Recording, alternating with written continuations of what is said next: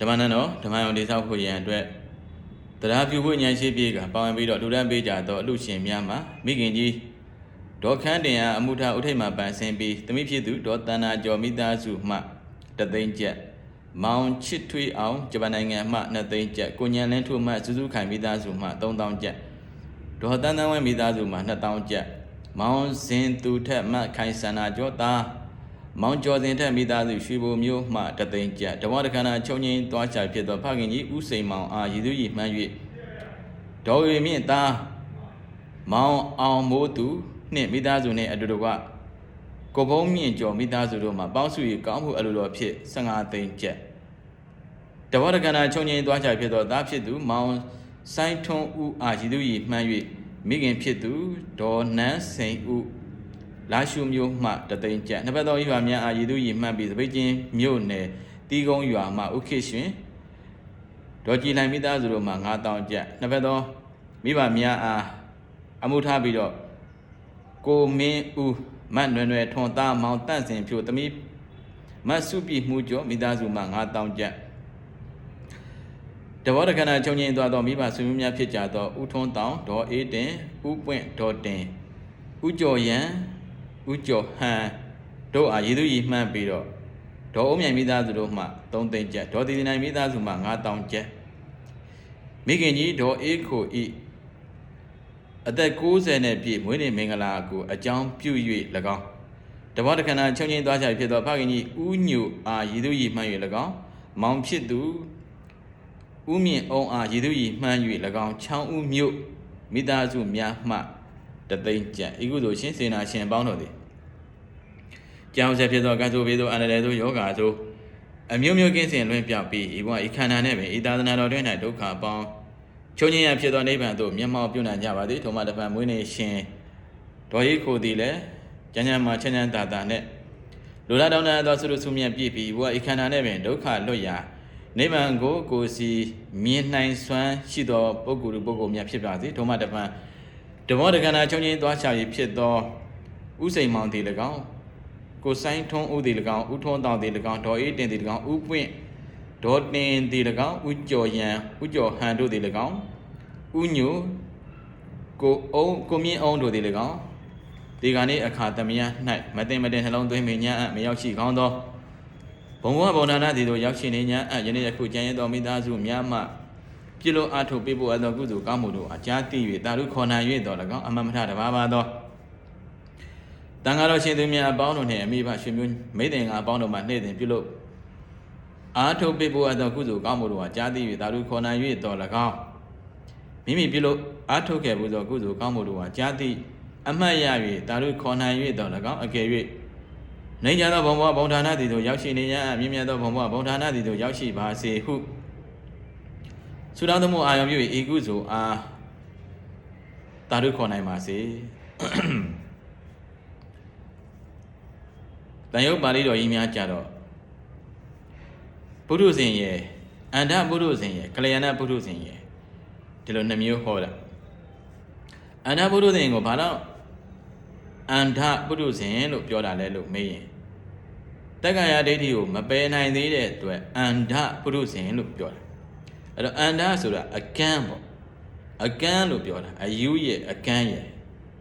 အဲ့တော့ဘာကြောင့်အယူအကန်းလို့ပြောတာလဲလို့မင်းရဲ့တက္ကရာဒိဋ္ဌိနဲ့တကွစသောဒိဋ္ဌိများကိုမပယ်နိုင်သေးတဲ့ပုဂ္ဂိုလ်မပယ်နိုင်သေးတဲ့သူကိုအန္တပုရုဇဉ်လို့ပြောတာအဲ့တော့ယင်ပယ်ဆိုတဲ့နေရာမှာလဲဒိဋ္ဌိကိုပယ်ဆိုတဲ့နေရာမှာလဲ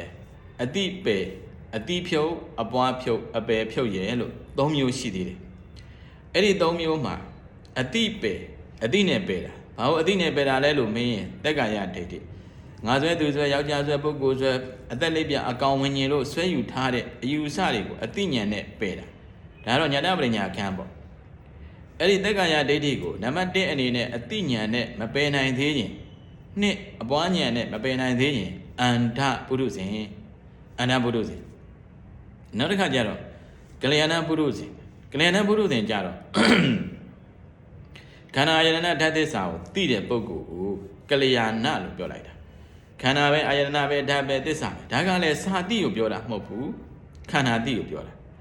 အဲ့တော့နားနဲ့အတန်နဲ့တိုက်တယ်ဆို နားနဲ့အတန်နဲ့တိုက်တယ်ဆိုတော့နားကအခံဓာတ်ဖြစ်တယ်အတန်ကအတိုက်ဓာတ်ဖြစ်တယ်ကြားစိတ်ကအပွင့်ဓာတ်ဖြစ်တယ်ဒါဆိုရင်ဓာတ်ဖြစ်သွားတာပဲအဲ့တော့အဲ့ဒီအပွင့်ဓာတ်ဓာတ်ဒီဖြစ်ပြီးပြတ်တာမလို့ဒုက္ခသစ္စာလို့ပြောတာဒါဆိုလို့ရှိရင်ခန္ဓာလည်းသိတယ်တိုက်လို့ပေါ်လာတဲ့စိတ်ဝိညာဉ်ဝေဒနာ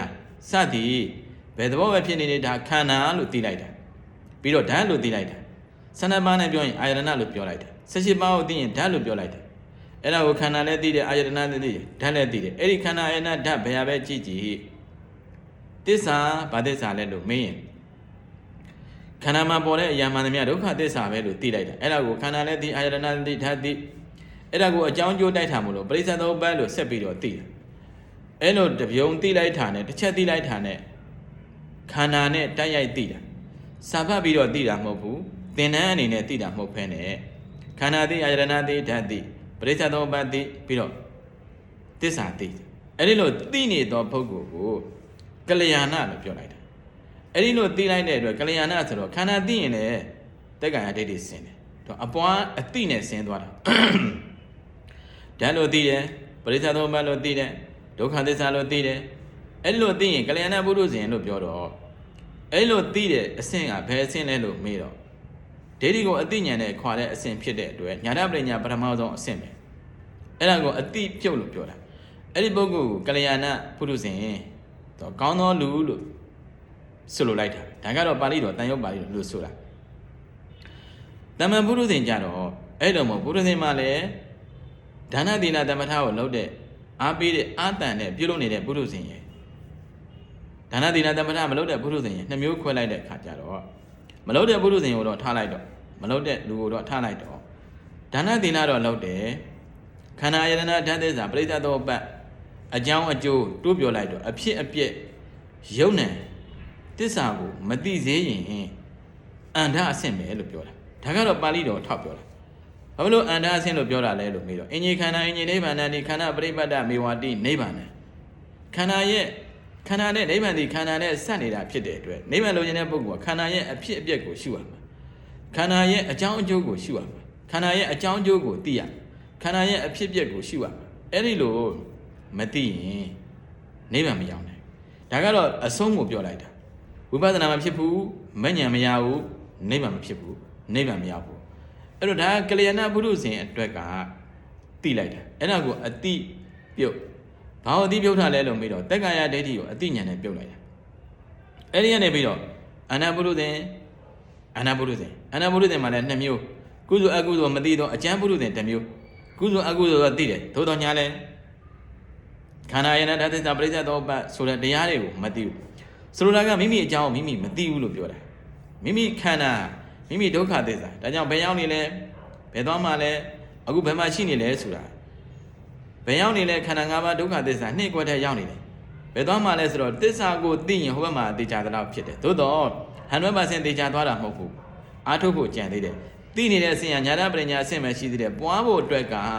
တိရဏပရိညာကြံသေးတယ်သို့တော့သိပြီးမှပွားရတာဖြစ်တဲ့အတွက်သိပြီးရင်တော့ပွားဖို့လွယ်ကူသွားတယ်လို့မှတ်ရပရမအဆင့်မှာကကလျာဏပုရုဇဉ်အာနာပုရုဇဉ်မှာကြတော့ကုသိုလ်အကုသိုလ်တော့သိတယ်ကုသိုလ်များများလုပ်တယ်သို့တော့မိမိအကြောင်းမိမိခန္ဓာမိမိဒုက္ခသစ္စာမိမိရယုံ nant မိမိရအကြောင်းကျိုးလို့မသိသေးတဲ့အတွက်တက္ကရာဒိဋ္ဌိတဏ္ဍာရင်ရှိနေသေးတယ်တဏ္ဍာရင်ရှိနေသေးတယ်ဆိုတာအတိနဲ့တောင်မပယ်နိုင်သေးဘူးအတိနဲ့ပယ်တဲ့ပုဂ္ဂိုလ်ကလည်းအမြဲတမ်းပယ်တာမဟုတ်ဘူးနှလုံးသွင်းတဲ့အချိန်မှာဒါယုတ်ပဲဌာနမဲ့ဒါဖောက်ပြန်မှုပဲလို့သိလိုက်တဲ့အချိန်မှာဒါအတိနဲ့ပြုတ်တာပဲအဲ့ဒီလိုအတိနဲ့ပြုတ်နေတဲ့အချိန်ကလျာဏပုရုဇဉ်အဲ့ဒါကမှနောက်တစ်ဆင့်တက်လိုက်တော့ဣမိနာပါဏညာနေနတမ္မနံကတော်ဗုဒ္ဓသာသနေဓာတ်တောလက်ထပရိသောနိယတဂရိကောသုလသောတာပန်တော်နာမဟောဒီဒါကတော့နာမတော်ပါပရိစေတကျမ်းရဲ့အဆိုကြတော့သုလသောတာပန်သုလသောတာပန်အစဉ်ဘာလဲလို့မြင်ဖြစ်ပြမြင်ဒိဋ္ဌိပြုတ်တယ်သစ္စာတန်းတယ်ဒါကလုပ်ငန်းစဉ်ဟောစဉ်ကိုပြောတာကြောင်းကျိုးသိတယ်ယုံ nant သိတယ်ပြီးတော့အဲ့ဒီယုံ nant ရဲ့အဖြစ်အပျက်ကိုဆုံးဖြတ်ချက်ချနိုင်ရင်ဆုံးဖြတ်ချက်ချနေတဲ့အချိန်ကသုလသောတာပန်သောတာပန်အငယ်သားလို့ပြောလိုက်တယ်သောတာပန်အငယ်သားမဟာသောတာပန်တော့မဖြစ်သေးဘူးဒါဒိဋ္ဌိကိုအတိညာနဲ့အပွားညာနဲ့နှစ်ခုသလုံးပြုတ်တယ်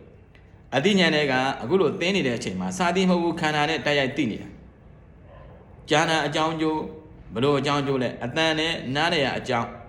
အဲ့နှစ်ခုတိုက်လိုက်တဲ့အတန်လေးဟာ ကြားစိတ်ကလေးကအကျိုးဆိုတော့အတန်နဲ့နားနဲ့ဒီအကြောင်းကြားစိတ်ကအကျိုးဆိုတော့နှစ်ခုပေါင်းသုံးခုပေါင်းလိုက်တော့နာအတန်ဆိုတော့နာအကြည်ဒီဘက်ကအတန်အဲ့ဒီနှစ်ခုကရုပ်တရားအတန်ကကြားစိတ်ကနာတရားပေါင်းလိုက်တော့ပေါင်းလိုက်တဲ့အခါကျတော့ဒါယုံ nant ပဲယုံ nant အကြောင်းကျိုးပဲလို့ဆုံးဖြတ်ချက်ချတာကိုအတိညာနဲ့ပြုတ်တာအဲ့ဒါညာတပရိညာအဆင့်ပဲ